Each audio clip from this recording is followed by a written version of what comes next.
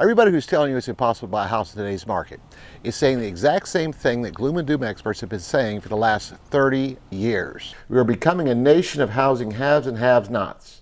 Those who own homes have significant equity, and this contributes to their overall prosperity. But there is a growing number of low and moderate income households who are missing out on home ownership and will likely be forced to rent their entire lives.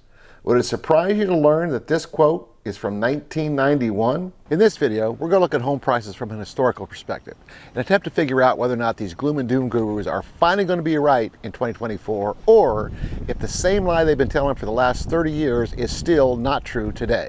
Median prices for homes have been tracked for decades. The prices paid for a house is a real number, but the perception of whether or not that's affordable is totally arbitrary and oftentimes has nothing to do with whether or not the person can actually afford to pay the price. In 1980, the median sales price for a home in the United States was $63,700. By 1990, that median price had doubled to $126,800. From today's perspective, both those numbers seem ridiculously cheap. But in 1990, the median price had increased nearly 100% in a decade, and almost everybody thought that that massive increase in home values would make it impossible for first-time home buyers and households with low to median income to ever be able to buy a house. There was a slight pullback on median home price in the early 90s, but after that, it was off to the races again. By 2000, the median price was $165,300. Part of that was driven by changes in the mortgage industry. By 1995, Fannie Mae was receiving affordable housing credits for purchasing subprime securities. It took a little over 10 years for this to play out and trigger the 2008 housing collapse. But in the 1990s, policies like this enabled more people to qualify for a mortgage. The home ownership percentage increased from 63.9% in 1990 to 67.4% in 2000. The 90s were also the decade when houses got bigger. By 2000, the average square footage rose to 2,266. And a quarter of all the homes built in the 90s had at least 4 bedrooms. This is a breakdown for the percentage increase in the median sales price by decade. We all know about the correction that happened in 2008, but notice that for the decade, median sales prices were still up 34.8%. A similar thing is going on in the first 4 years of the current decade, but we are still up 27.9% in the first 4 years of this decade. If this was 2030 instead of 2024 and prices were up 27.9%, would we still be worrying about unaffordable housing? Those gloom and doom experts would probably still find a way to keep talking about it.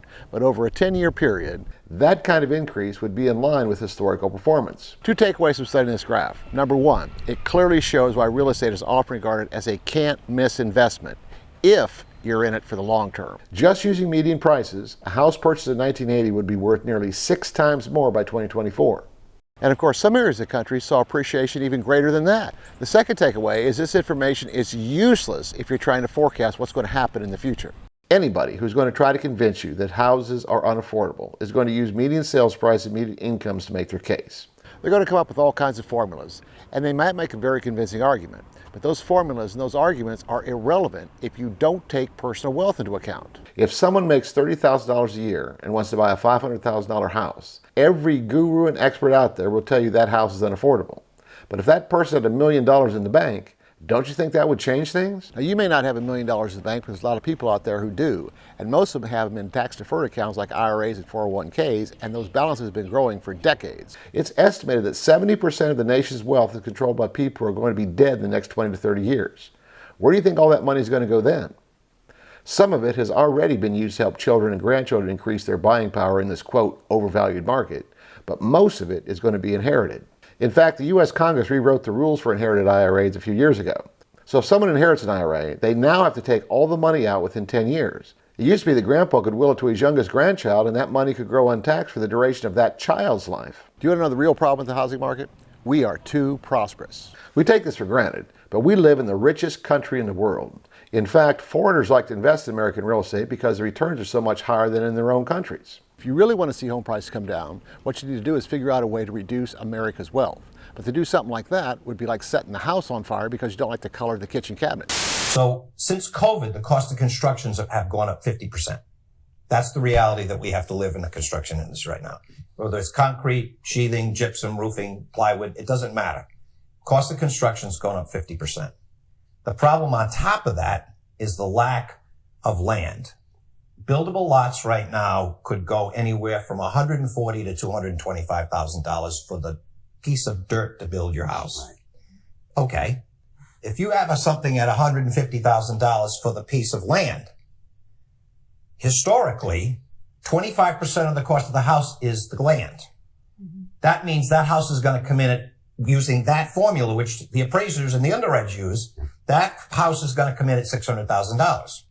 If it's $200,000 for the cost of the land, that's an $800,000 house. Neither one of those are a middle-class house. The gloom and doom experts have been saying that housing is unaffordable for over 30 years. But regardless of whether they blame it on construction costs, interest rates, or stagnant wages, people have been buying houses and the price of those homes have been rising for over 40 years. We all remember the correction in 2008 when the national median price fell 20%. But 7 years later, those prices recovered and they continued to rise after that. If you want to understand what's affordable and what's not, you must factor in personal wealth. And even if you don't think your personal wealth is high enough to even be a factor, there have been and there will continue to be opportunities to change that. Here's a short list: Apple, Amazon, Netflix, or how about Bitcoin? So if you're still asking when are home prices going to come down, you're asking the wrong question.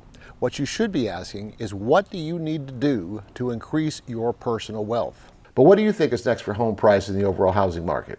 Share your thoughts in the comments below, and don't forget to subscribe to my channel and ring the bell. That way you'll get a notification every time I post a video.